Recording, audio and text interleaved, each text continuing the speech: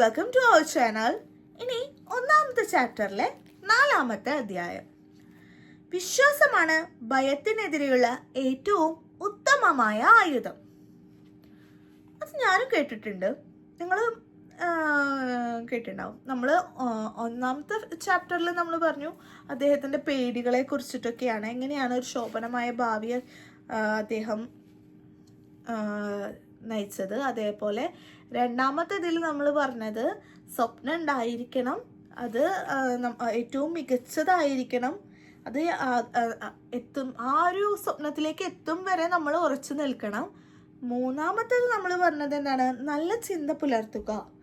പിന്നെ അതേപോലെ പ്രതികൂല സാഹചര്യങ്ങളെ എങ്ങനെ നേരിടണം, എങ്ങനെ അദ്ദേഹം പറഞ്ഞൊരു ഉദാഹരണമാണ്, ഒരു മുളച്ചെടിയെ പോലെ വളരണം എന്നാണ് പറഞ്ഞത്. അടുത്ത അധ്യായം, വിശ്വാസമാണ് ഭയത്തിനെതിരെയുള്ള ഏറ്റവും ഉത്തമമായ ആയുധം. നമ്മളും ദൈവവും ഒന്നായതിനാൽ പേടിക്കാൻ ഒന്നുമില്ല. ചെറുപ്പമായിരിക്കുമ്പോൾ നമുക്ക് ഏറ്റുമുട്ടേണ്ടി വരുന്ന ഏറ്റവും പ്രമുഖനായ പ്രതിയോഗി ഭയമാണ്. നമ്മളെല്ലാവരും പലതരത്തിലുള്ള ഭയം വെച്ച് പുലർത്തുന്നു. അവയിൽ അധികവും അജ്ഞാതമായതിനെ കുറിച്ചുള്ള ഭയത്തിൽ നിന്നാണ് ഉണ്ടാകുന്നത്. ജാസ് എന്ന ചലച്ചിത്രം ഇറങ്ങിയതിനു ശേഷം ഒരു സ്രാവിനെ കുറിച്ചുള്ള ചിന്ത കടൽ തിരയിൽ കുളിക്കാൻ ഇറങ്ങുന്നതിൽ നമ്മളെ ഭയപ്പെടുത്തി.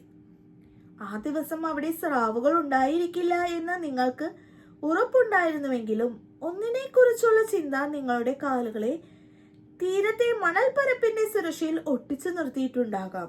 നമ്മുടെ ഭയത്തെ നേരിടുന്നതിനെ കുറിച്ചുള്ള ചിന്ത നമ്മളെ ഒരു ഭീതിയുടെ അവസ്ഥയിലേക്ക് തളർത്തിക്കളയുന്നതാണ് ഇതിന് കാരണം.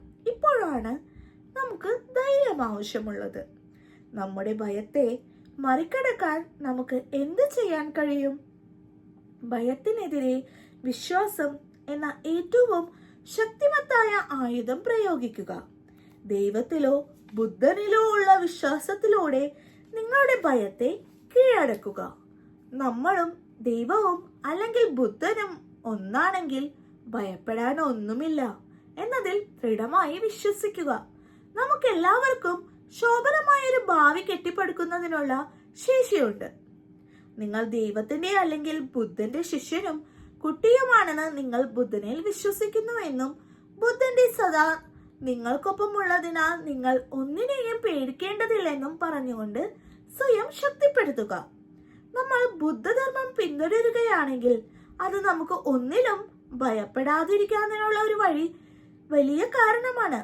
എന്തുകൊണ്ടെന്നാൽ നമ്മളും ദൈവവും അല്ലെങ്കിൽ ബുദ്ധനും ഒന്നായിരിക്കുന്ന കാലത്തോളം നമ്മുടെ ഭാവി അസന്തുഷ്ടമായിരിക്കില്ല.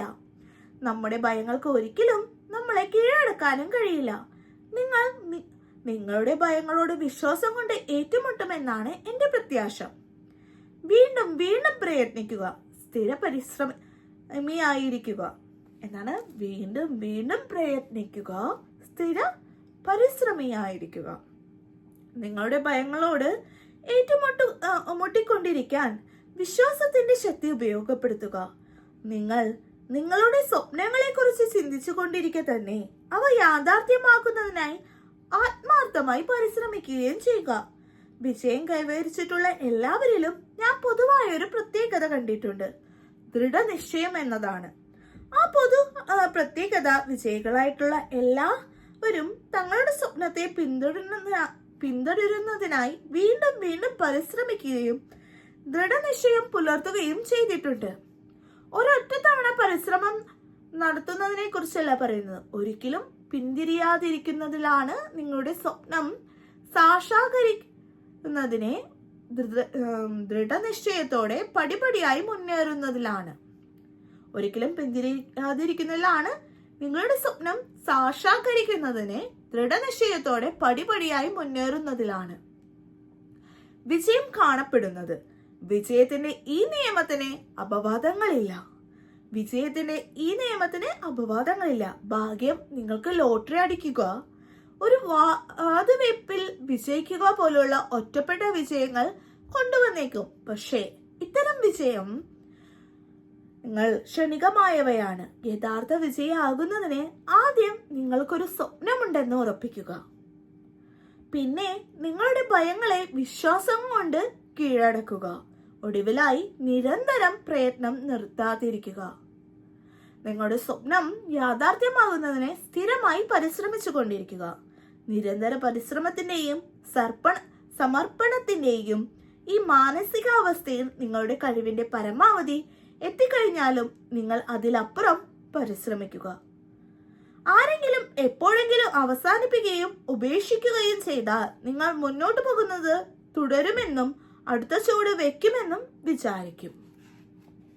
ആരെങ്കിലും എപ്പോഴെങ്കിലും അവസാനിപ്പിക്കുകയും ഉപേക്ഷിക്കുകയും ചെയ്താൽ നിങ്ങൾ മുന്നോട്ട് പോകുന്നത് തുടരുമെന്നും അടുത്ത ചുവട് വെക്കുമെന്നും വിചാരിക്കും. ഈ അധ്യായം ഇവിടെ കഴിഞ്ഞിരിക്കുകയാണ്. അപ്പോൾ അടുത്ത ചാപ്റ്ററിൽ നമുക്ക് കാണാം. Okay, by.